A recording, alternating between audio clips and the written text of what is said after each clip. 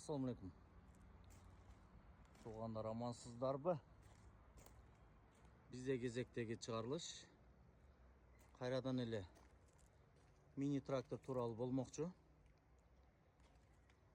Бұл тракторыбыз Корея өндірісінен шыққан Тум деген трактор. 4 цилиндр, водяной, 4 ВД, руль гидравлика, реверси бар. Трактор Қырғызстанда иштеген емес. Құда қаласа алған адам бірінші хозяин болып иштетет. Тракторда майсуулар толық қаралған. Қысқасы ішке дап-даяр трактор. Көріңіздер. Кімге жаққан болса келіңіздер. Біздің Дарек Ош шаары. Жапалақ Уна базары.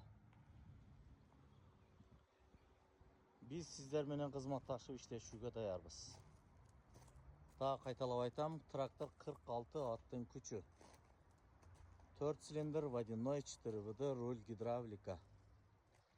Келіңіздер, біз сіздерді күтөбүз.